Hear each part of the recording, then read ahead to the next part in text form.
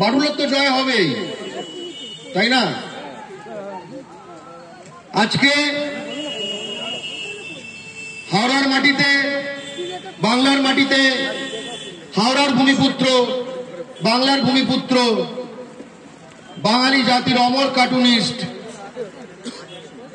নারায়ণ দেবনাথের মূর্তি আমরা স্থাপন করলাম বিশ্বে প্রথম। একটু আগে যখন মিডিয়া ছিল ওরা জিজ্ঞেস করছিল বিশ্বে প্রথম এই কথাটা বলছেন কেন। মাননীয় মন্ত্রী অরূপ রায় যখন এসেছিলেন তাকেও জিজ্ঞেস করা হলো, এরা বলছে বিশ্বে প্রথম ব্যাপারটা কি। আরে আমরা বিশ্বে একখানা জাতি, এদিকে বাংলাদেশ, এদিকে বিহার, ওদিকে সিকিম, এইটুকু আমরা না। এই পশ্চিমবঙ্গে বাঙালি বিশ্বে একখানা জাতি, ঠিক আছে? আমাদের ব্যাপ্তি অনেক বড়, বলে বিশ্বে আমাদের প্রভাব, বিশ্বে আমাদের গণনা করা সেই জিনিসগুলি যেহেতু আস্তে আস্তে আস্তে আস্তে আপনাদের হারিয়ে দেওয়া হয়েছে, আমাদের একখানা কুয়োর মধ্যে ঢুকিয়ে দেওয়া হয়েছে। হিন্দি সাম্রাজ্যবাদ আমাদের একখানা, হিন্দি উর্দু সাম্রাজ্যবাদ আমাদের একখানা কুয়োর মধ্যে ঢুকিয়ে দিয়েছে এবং ওই কুয়োর মুখে একখানা ডালা দিয়ে দিয়েছে। সে ডালার মধ্যে আবার চাঁদ, সূর্য, তারা, মেঘ এগুলো এঁকে দিয়েছে, যাতে কিনা আমরা কুয়োর মধ্যে পড়ে থাকবো, কিন্তু ওপরে দেখলে মনে হবে না আকাশ খোলা, কিন্তু ডালার তলায় আঁকা আসলে, ওটা আসল না। বাংলা পক্ষ এই সময় বাটুলের আবাহন করতে চায় যে কুয়োর মধ্যে থেকে ঝাঁপ মারবে, ডালা ফাটিয়ে আসল দুনিয়া, আসল আকাশ, আসল সূর্য, আসল তারা সেই বিশ্বে এসে বলবে, হ্যাঁ আমি বাঙালির বাচ্চা। জয় বাংলা। এই কারণেই তো বাটুল, এই কারণেই বাটুল। বাটুলের সঙ্গে কার্টুনে দুজন চরিত্র থাকতো। এই চরিত্রের নাম বিভিন্ন মানুষের কাছে বিভিন্ন, এটা অদ্ভুত ব্যাপার। এই চরিত্র দুটোর নাম কিন্তু বিভিন্ন মানুষের কাছে বিভিন্ন। বাটুল বাটুল, ঠিক আছে? যেরকম একজন, কিছু কিছু লোকের কাছে শুনে এটা জগা আর কি, আরেকজন কি, একটা শুনলাম বিচ্ছু এবং বজ্জাত, ঠিক আছে? আমি বিচ্ছু এবং বজ্জাত শুনেই বড় হয়েছি, কিন্তু এই নামগুলো আসলে কোথাও পাওয়া যায় না। দেখো বাঙালি নামকরণ করে নিয়েছে এই চরিত্রগুলো এতটাই নিজের, বিচ্ছু এবং বজ্জাত, ঠিক আছে? ওই যে একজন এরকম, আরেকজন একটু গোল মতো, মানে বাটুলের মতোই কিন্তু রোগা ঢোগা। আমার মনে পড়ে বিচ্ছু এবং বজ্জাত বিয়ে বাড়ি থেকে ফিরছে, বলছে এত খাওয়া দাওয়া করেছি, সব গয়না পরে আছি, হাঁসফাঁস করছে, একজন মহিলা বলছে। হঠাৎ বিচ্ছু এবং বজ্জাত এসে ছুরি ধরালো, আপনি গয়নাগুলো দিয়ে দিন, ওজন কমে যাবে আর হাঁসফাঁস করবেন না। আরেকজন ছেলে ছিল সঙ্গে, তাকে বলে তরমুজ ফাঁসিয়ে দেবো, ঠিক আছে? আজকের দিনে হাওড়ার মাটিতে যদি কেউ ভোজালি হাতে চমকায়, সে বাংলা বলে না, তরমুজ তো দূরের কথা, তাই না? সারা বাঙালি ভাগ হয়ে আছে এইসব টাইপের। আমি বলছি না যে কাউর ওখানে ঠেকানো উচিত, বলছি না সে কথা, কিন্তু যে ঠেকায় যদি বহিরাগত হয়ে যায় তাহলে কিন্তু খুব ভয়ঙ্কর অবস্থা। সেই অবস্থাটার মধ্যে আজকে আমরা রয়েছি। আমাদের হাদা ভোদা এতটাই আইকনিক হয়ে গেছিল, আমি কিন্তু পাস্ট টেন্সে বলছি, ওটা হাদা টাইপের বলতে কিন্তু নারায়ণ দেবনাথের সৃষ্টির মুখটা ভেসে উঠত। ভোদা এটা বলতে সে একটু গোল মোটকা টাইপের হবে, এটা কে বলেছে? সেই বিখ্যাত সিন, একটা ষাঁড় তাড়া করেছে, ভোদা দৌড়চ্ছে, হাদা ল্যাম্পপোস্টে উঠে পড়েছে, এই তো।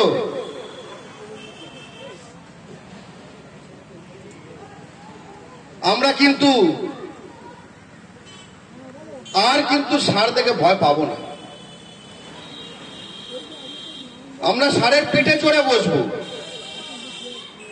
ভোঁদা ষাঁড়ের পিঠে চড়ে বসবি, হাতাকে বলবে তো চাপ নেই, তুই ল্যাম্পোস্ট থেকে নেমে আয়। এবং এই ষাঁড় নিয়ে কিন্তু আমরা দাপিয়ে বেড়াবো, ঠিক আছে? ধর্মের ষাঁড় সব জায়গায় যেতে পারে, কোনো জায়গায় খালি রাখা হবে না। গঙ্গার দুপারে একটা বর্গ ফুটও কিন্তু খালি থাকবে না, সব এই ষাঁড় বুঝে নেবে। হাদা ভোদার জাতির জন্য, বাটুল ক্রিকেটের জাতির জন্য, নন্টে ফন্টের জাতির জন্য। মনে পড়ে সুপারিনটেন্ডেন্ট কেলটুদা, নন্টে ফন্টে, বাঙালি স্যার সুপারিনটেন্ডেন্ট, তাই তো? এখন নতুন সব স্কুল দিল্লি বোর্ডের, কোথাও ছিল লেখা ছিল না যে সুপারিনটেন্ডেন্ট স্যার পশ্চিমবঙ্গ বোর্ডের একখানা স্কুলের, কোথাও লেখা ছিল? লিখতে হতো না, ও বোঝা যাচ্ছিল।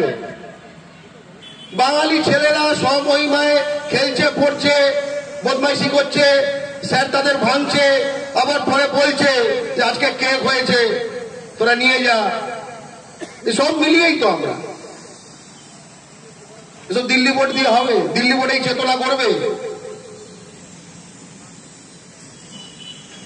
দিল্লি বোর্ড আমাদের শিশুদের দখল নিচ্ছে যখন তারা স্কুলে যাবে, যাতে কিনা কোন বাঙালি শিশুও দিল্লি বোর্ডে গিয়ে বাঙালি হিসেবে গর্বিত হতে পারবে না। সে শুধু জানবে দিল্লির কে রাজা ছিল।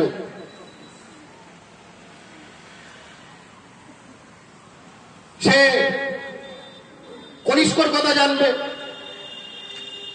সে আকবরের কথা জানবে, সে সমুদ্রগুপ্তের কথা জানবে, সে হর্ষবর্ধনের কথা জানবে, কিন্তু সে শশাঙ্কর কথা জানবে না, সে প্রতাপাদিত্যের কথা জানবে না, সে আলাউদ্দিন হোসেন শাহর কথা জানবে না, সে আচার্য প্রফুল্লচন্দ্র রায়ের কথা জানবে না, যে বলেছিল বাংলার মাটিতে অবাঙালির অর্জিত প্রতিটি টাকা হলো বাঙালির মুখ থেকে কেড়ে নেওয়া অন্যের সমান। জানবে না, আমরা জানাবো। আমরা এই মাটি থেকে দিল্লি বোর্ড উৎখাত করব। আমরা এই বাংলার মাটিতে পশ্চিমবঙ্গ বোর্ড ছাড়া অন্য কোন বোর্ড আর রাখবো না। আমরা সেই ভবিষ্যতের জন্য লড়াই করব, অন্য কোন বোর্ড না। অনেকে আবার জিজ্ঞেস করে মাদ্রাসা বোর্ড, সঙ্গে সঙ্গে প্রশ্ন আসবে, আরে আমাদের সব হোমওয়ার্ক করা আছে। আমরা যারা মাদ্রাসা বোর্ড সম্বন্ধে জানেন না তাদের জানা উচিত, সেখানে ইংরেজি, বাংলা, অঙ্ক, মানে মাধ্যমিকে যা যা পড়ানো হয় সেগুলোই পড়ানো হয়, সঙ্গে একটা ধর্মশিক্ষা সাবজেক্ট থাকে। এবং মাদ্রাসা বোর্ডে যারা হিন্দু পড়ে, জেনে অবাক হবেন, তারা ওই ধর্মশিক্ষার ওইটা পড়তে হয় না। দরকার পড়লে আমরা সেটাকে মধ্যে ইনক্লুড করে নেব। পশ্চিমবঙ্গ বোর্ড যে যে চাইবে ইলেকটিভ সাবজেক্ট থাকবে, কারোর প্রতি যে যা পড়তে চাইবে পড়বে, কিন্তু এক ছাতার তলে পড়বে। বাংলা পক্ষ তো অন্যরকম বোর্ড চায়, শুধু পশ্চিমবঙ্গ বোর্ড নামে না। আমরা তো চাই যে স্কুলে নারায়ণ আপনাদের কার্টুন পড়ানো হোক, তাই না? স্কুলে যদি শরীর শিক্ষার ক্লাস থাকতে পারে, তাহলে মানসিক শিক্ষার ক্লাস থাকবে না কেন? চেতনা তৈরির ক্লাস থাকবে না কেন? তাই না? আমরা অনেক স্বপ্ন দেখি। এটা তো গেল স্কুলে যাওয়ার পরে। স্কুলে যাওয়ার আগে এই মোটা পাতলা ছোটা যেগুলো হয়েছে, এগুলো দিয়ে বাঙালি যে চেতনা দখলের কথা আমার সহযোদ্ধারা বলে যাচ্ছিলেন এতক্ষণ, বাংলার মাটিতে বাঙালি শিশুর মননে, চেতনায় মোটা পাতলা ছোটা এর সব পদচিহ্ন আমরা মুছে দেব, সব কুপ্রভাব আমরা মুছে দেব। আমরা এগুলোকে অপসংস্কৃতি মনে করি। আমরা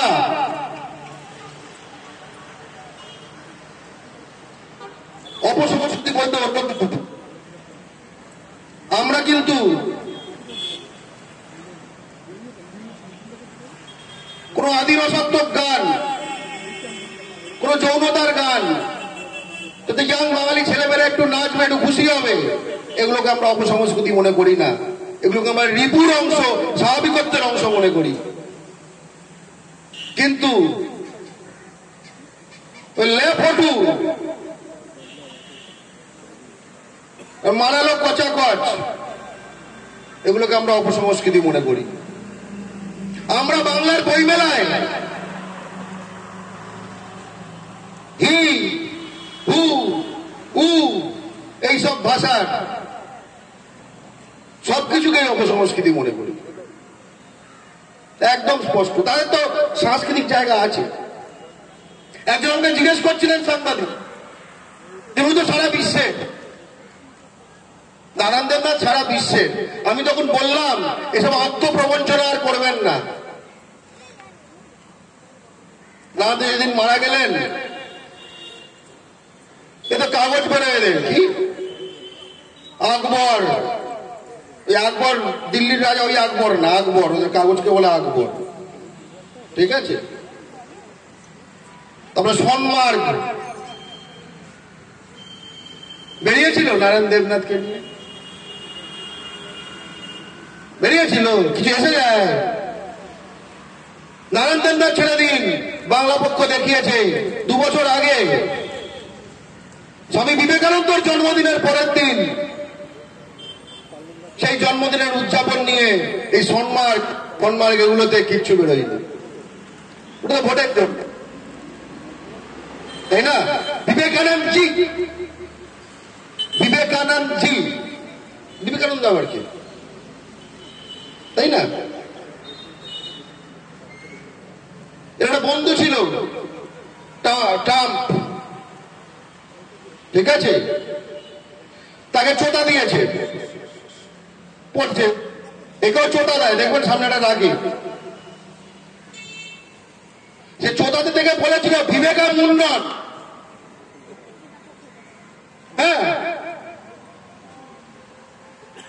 এবং কতটা শিরদারাহীন হলে সেইটা দেখে বলেছে একজনের ভারতীয় নাম, তাতেই গদগদ। এই সম্পর্ক আমাদের বিশ্বের সাথে নয়, তাই জন্যই বলেছি যে বিশ্বে প্রথমবার এটা স্থাপিত হলো। আমরা সেই চেতনা, সেই আত্মবিশ্বাসের প্রতীক, যেখানে বিবেকানন্দ শুনে আমরা গর্বিত হই না, আমরা রাগান্বিত হই। যে কারণে আমরা আনন্দে আনন্দ পাই না, আমরা আনন্দকে আনন্দ বলে বুঝি। আমরা সেই বিবেকানন্দকে চিনি, জানি তিনি আমাদের নিজেদের মানুষ, যিনি খুব এনজয় করতেন আমিষ খাবার, কাটলেট, সবকিছু। বাঙালি ছিলেন তো, এটা বোঝানোর জন্য বলছে যে ঘাস পাতা খায়।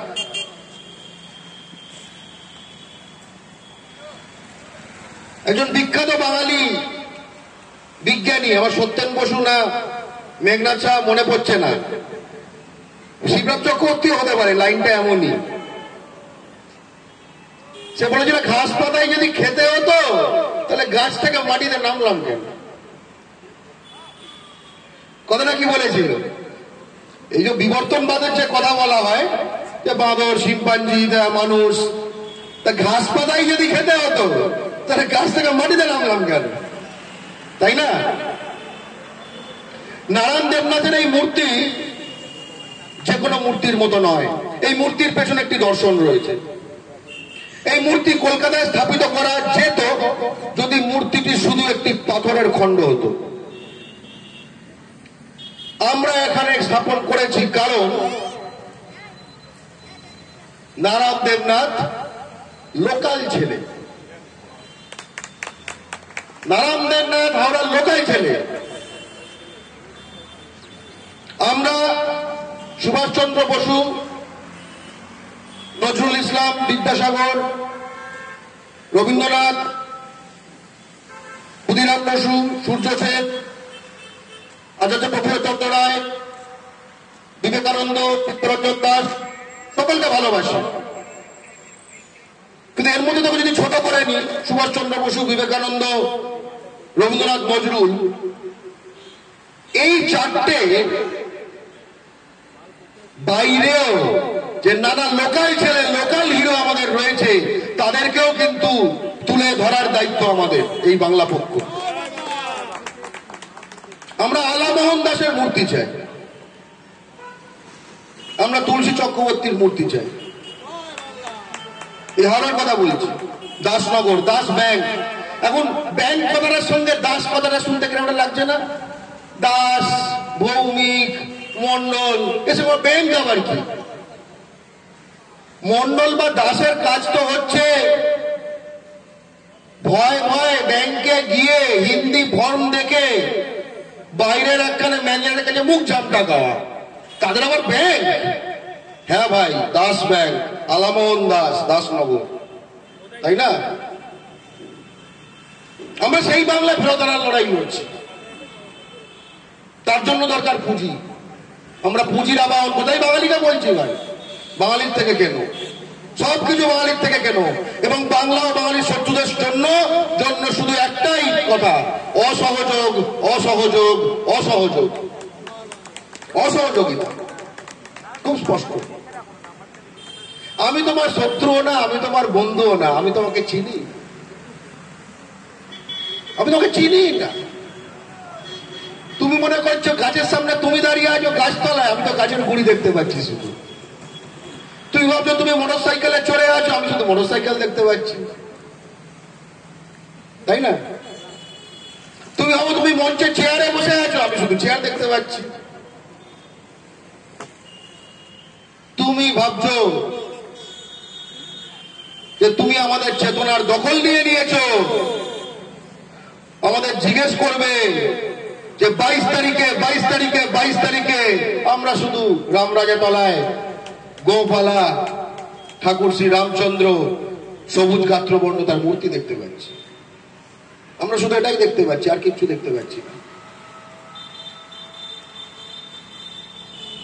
আমরা কিন্তু ফুঁড়ে দেখবো এবার থেকে, এইভাবে যে বললাম না, ফুঁড়ে দেখবো, নেই যেন। অনেকে এটা করেন। আজকাল আমাদের বাংলা পক্ষ একটি লড়াই শুরু হয়েছে, এখানে হিন্দিতে কাস্টমার সার্ভিসের ফোন এলে সে বলে হিন্দি বুঝি না। এর উত্তর হিন্দি বুঝি না, এর মধ্যে একখানা 2 নম্বরই ব্যাপার রয়েছে। তুমি তো বুঝতে পারছো সে হিন্দি বলছে, আমার অস্ত্রটি অ্যাপ্লাই করবে, বলবে কি বলছো ভাই, এটা কোথাকার ভাষা? এটাও বলে দিতে পারে এটা কি উর্দু ভাষা, একটু বেশি জলুনি হয়, দেখবে একই ভাষা। শাহরুখ খান যে ডায়লগ মারে সেটা উর্দু, সেই একই ডায়লগ তুমি অক্ষর তোমার মুখে বসিয়ে দাও, সেটা হিন্দি হয়ে গেল, একই ডায়লগ। আজকে মনে হতে পারে নারায়ণ দানের সঙ্গে সঙ্গে কি সম্পর্ক? একদম সম্পর্ক। এই মূর্তিটা একটা পাথর থাকবে না এই মূর্তিটা একটা জীবন্ত চেতনা থাকবে? এটা সেই প্রশ্ন, এটা সেই প্রশ্ন, তাই না? এখান থেকে আজকে যারা ছিল, আজকে যারা দেখছো তোমরা, তোমাদের জন্য কিন্তু পথে কাটা বিছানো আছে এই ভারতবর্ষে, তোমাকে বেনাগরিক করে দেওয়া হচ্ছে। আচ্ছা, যদি বাটুল ডিটেনশন ক্যাম্পে থাকতো কি করতো? হ্যাঁ, বাটুল যদি ডিটেনশন ক্যাম্পে থাকতো কি করতো? ডিটেনশন ক্যাম্প ইটের পাহাড় হয়ে যেত,